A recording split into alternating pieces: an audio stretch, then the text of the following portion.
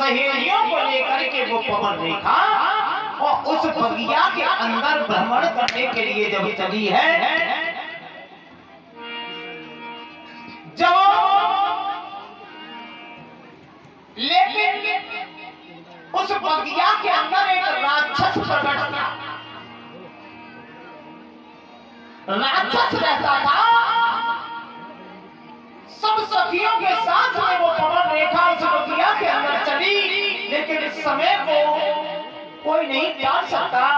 आज वो पवन रेखा जब हाथ में हाथ मिला करके उस बगिया के अंदर आई है, लेकिन कौतुक कौन सा होगा? क्या श्री सुखदेव जी बता रहे हैं राजा रघुवीर।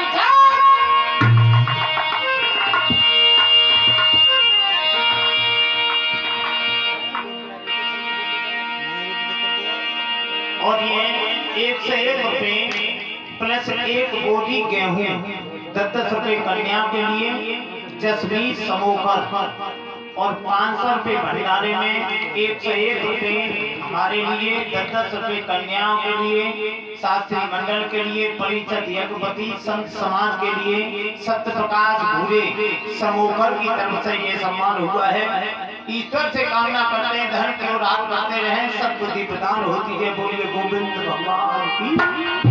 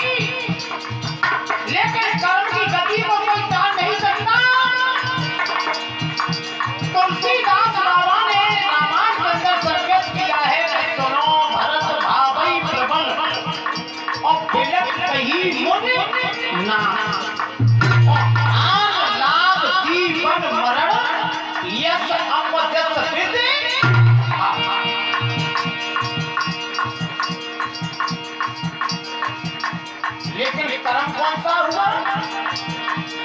वो पवन रेखा सखियों के साथ बड़ी धूमधाम से और उस बगिया को घूम रही थी, लेकिन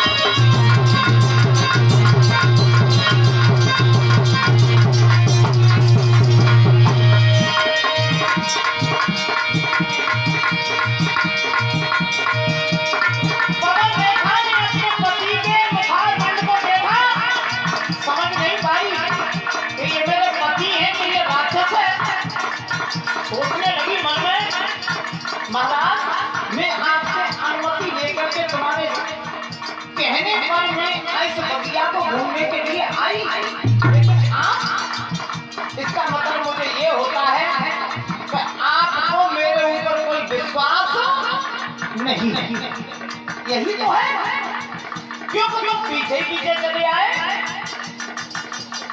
एकदम बोला है वो राक्षस अपने बात को बदल करके, रानी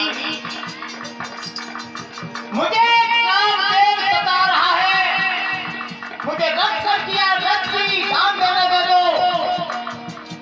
रथ क्रिया का दान किया।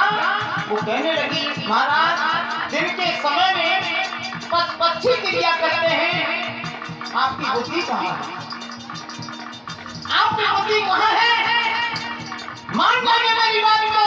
लेकिन वो राक्षस नहीं माना, लेकिन कर्म कौन सा किया?